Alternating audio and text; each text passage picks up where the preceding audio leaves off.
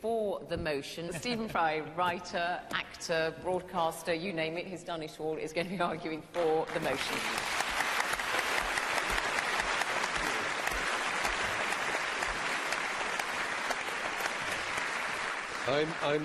I was very disappointed. Dear Tristram Hunt, who's a marvellous MP and a splendid man and a very fine historian, he actually used the phrase slippery slope.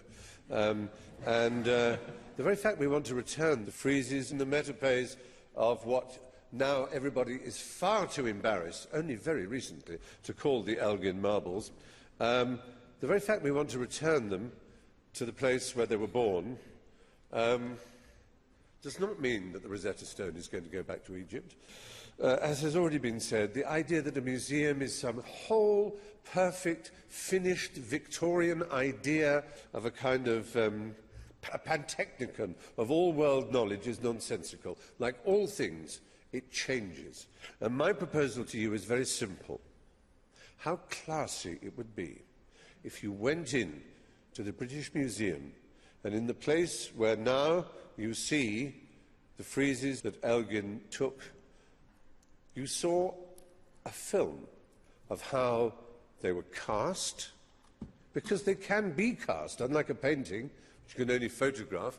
So what you would see when you went to the British Museum, you would see a period, 200 years, in which we curated them beautifully. And they will then see the journey of these extraordinary pieces of Pentelic marble being returned to within 5 miles of Mount Pentelica, where the marble was quarried and where that extraordinary temple, the Parthenon, was erected, to Pallas Athene, the goddess of Athens. The reason it's important in Athens is because it's all about Athens. There are 192 soldiers on the friezes because 192 soldiers died at the Battle of Marathon. And it was between the Battle of Marathon and their own defeat at the hands of the Spartans, between that period, Periclean Athens, that saw the rise of everything that our culture now depends on. Philosophy,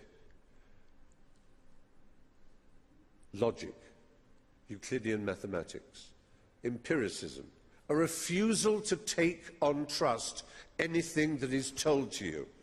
Socrates died by that principle. History, algebra, astronomy, justice, the Areopagitica, the hill up to which they went to dispense their justice. Every citizen available to do it. By no means was it a perfect society. Women did not have equal rights. Pederasty was rife. But heck, I was at a public school, there's nothing new there. So, the fact is, everything our Enlightenment is predicated upon Athens. And around that time, the Enlightenment, it so happened the Ottoman Empire had completely overtaken Greece. Now, the idea that it was a legitimate purchase by John Bruce, the Earl of Elgin, is like saying the American ambassador to the Netherlands went to Amsterdam when the Nazis had invaded and did a deal with the Nazi ruler of Holland to buy Rembrandt's Night Watch. And it was all signed, yes. We are the Germans, we own Holland, they are under our occupation, and you can have it, it's yours. And then the Congress then said, yep, it's perfectly legal, we now own the Night Watch. Greece was under occupation 9 years after. 9 years after Elgin took those, raped those beautiful and extraordinary pieces of history. Byron died for that cause. There are more statues of Byron in Greece than there are in Britain.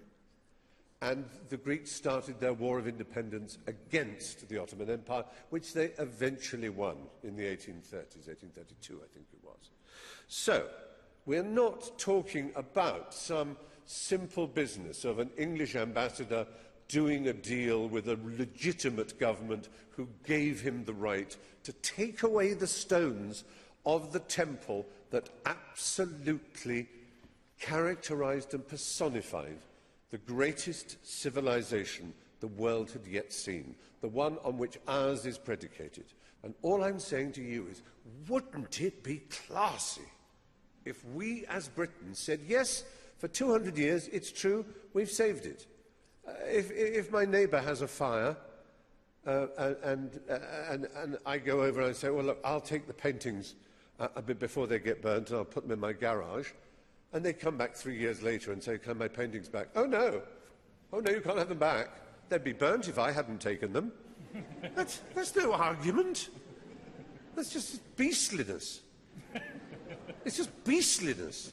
And perfidious Albion, which is the name by which Britain has been known for so long, this untrustworthy country that still has colonial ambitions, let's not be that anymore.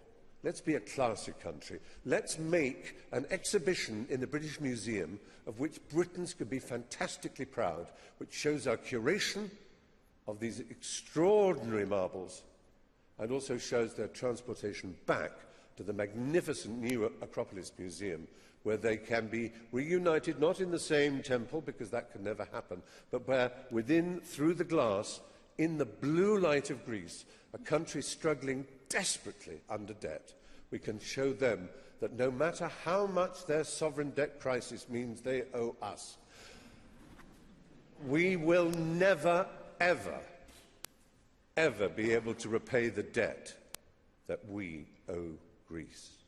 Thank you.